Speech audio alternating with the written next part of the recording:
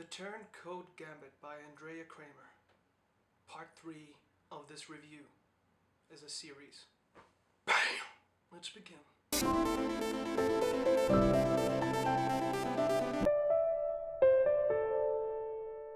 Now, The Turncoat Gambit. What is it about? I'm not going to spoil too much about this book, so you wouldn't feel like, oh man, you ruined a lot of things. I'm not. So, before we start, let's talk about the first two books, because this is a series. The first book was The Inventor's Secret. The second was The Conjurer's Riddle. And I did reviews on both of those books in my channel.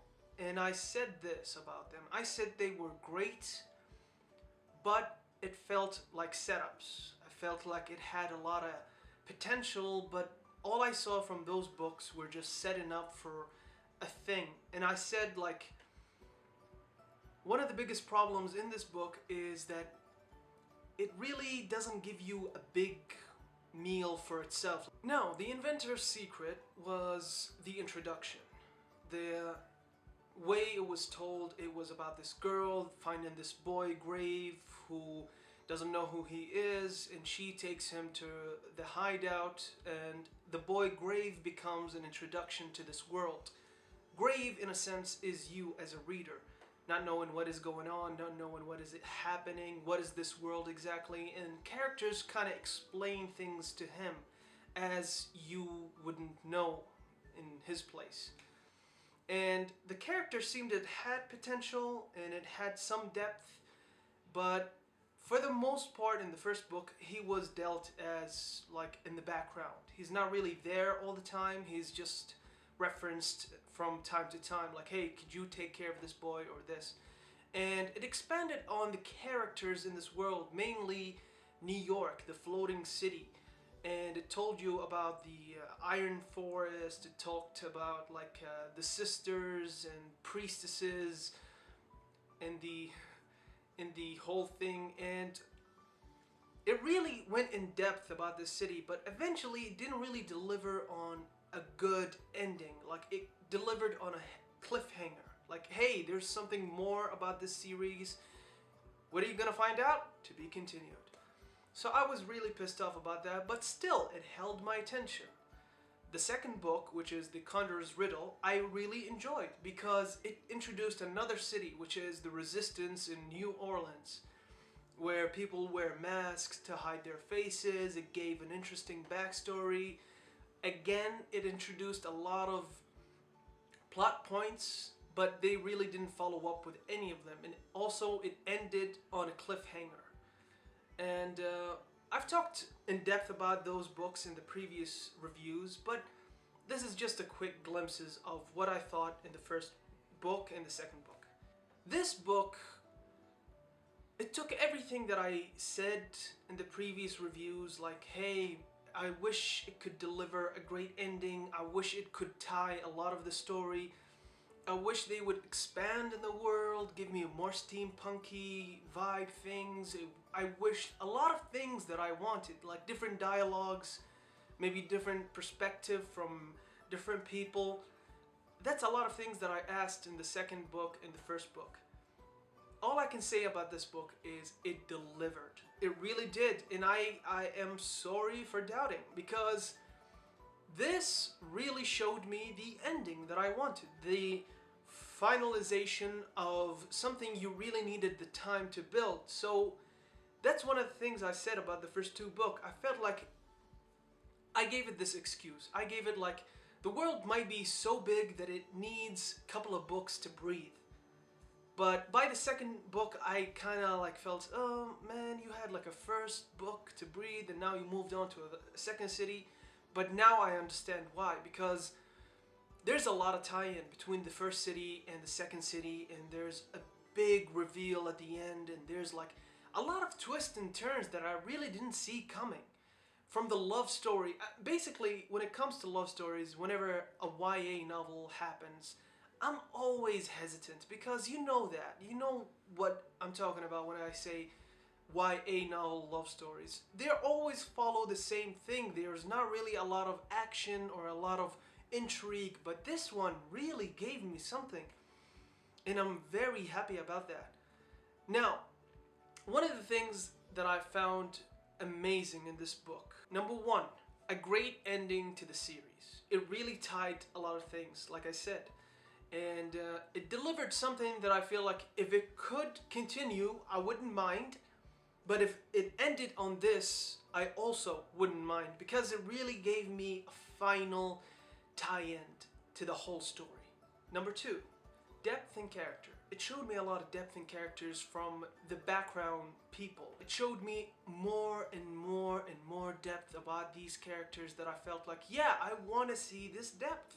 I saw a lot of potential in even continuing aside stories for each of them. It was amazing how in depth they went to in this book. It also gave me different perspective, not a lot, you know, it only introduced that concept in the first like half of the book. It really gave me like one character, two characters, and then back to Charlotte. But that like splitting up of different point of views, it actually helps to make the world feel like it's not only about her, it's about the world itself. So I really enjoyed that they actually just, even if it was just a little bit, it really goes a long way. Number four, I think, yeah, whatever. A lot of action. I saw a lot of action from the beginning of the book all the way to the end. There wasn't a moment that I felt like, okay, this is boring and can we move on from this? I don't see the point of it, or whatever. Number five, the depth in hard moments. This is one comment I said about this book. It doesn't really deal, in the first book and the second book, it doesn't really deal with heartfelt emotional moments the way you think they should, you know? They always glance by them. Like in the second book, they lose a member of their crew, a child. And the scene was sad, but it went by so fast. By the end of the book, you almost forget that it happened. So it really doesn't hold up too much weight. But in this book, it really deals with that. It deals with the emotional struggle between characters in a weird and fascinating way, because you feel like, I don't understand, but I feel like I get it. And there's a lot of depth in this final chapter. Number six, a lot of steampunk, which I like. And this is one thing that is tied to another thing. Steampunk with the adage of the previous steampunks that they introduced, from the rot pots to the mouse to the all kinds of stuff. So yeah, this book really caught me off guard. It really solved a lot of issues that I had in the previous two books. I give this book, as an independent book, I give it an 8 out of 10. Because it was enjoyable. As the series, as a whole, I'll give it a 7.5. Because the first two books, I still stand with what I said. They didn't feel enough of an independent book, more of a trailer for the finale. It's mostly like Avengers. This book was the Avengers. And the previous movies were just introductions of characters, trying to build up the world.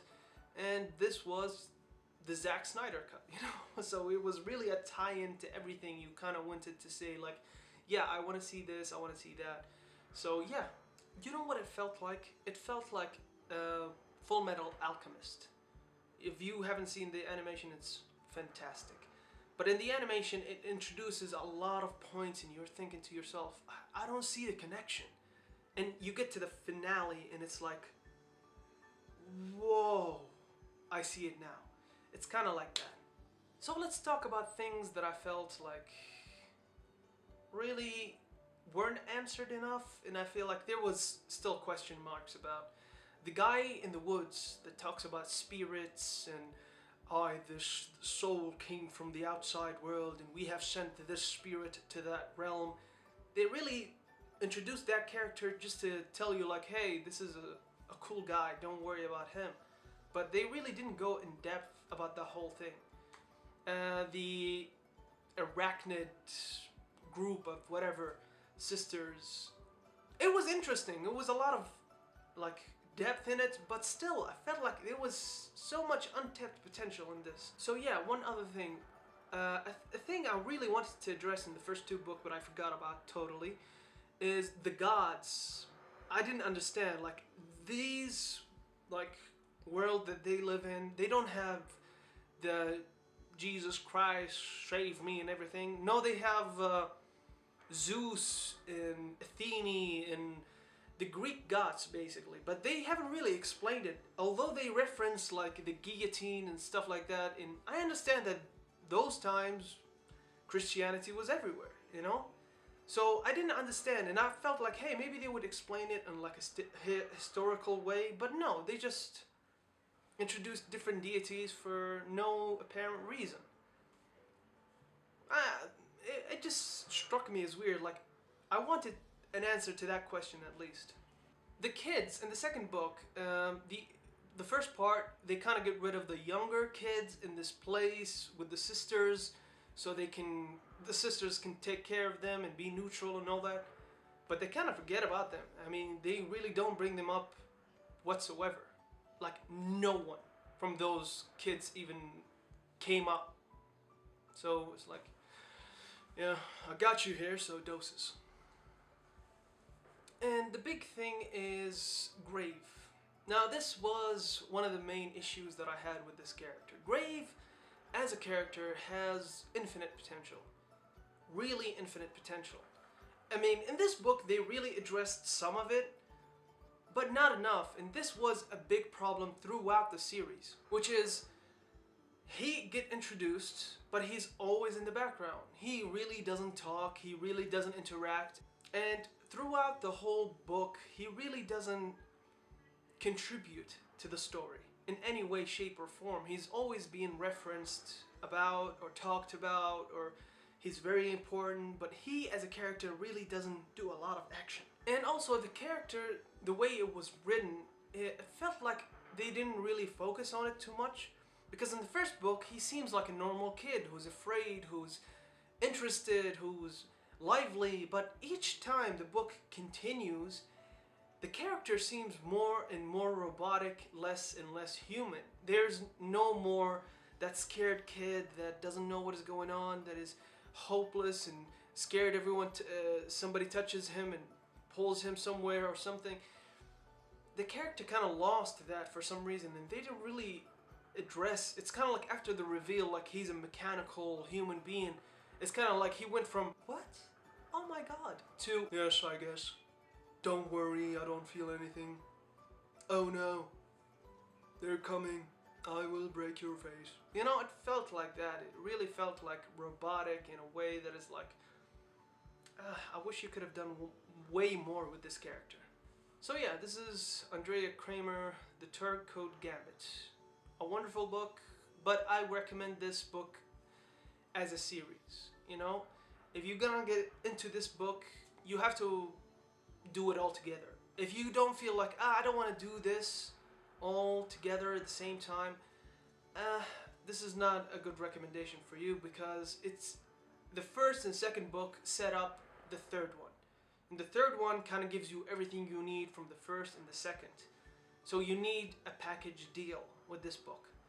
And yeah, if you don't feel like, this is not for me, I don't have the time, reconsider. Because it was really entertaining to go throughout the whole thing, you know. It had some ups and downs, characters that I really liked. It has its flaws, of course, but it's worth it. So, thanks for watching. Exit that way.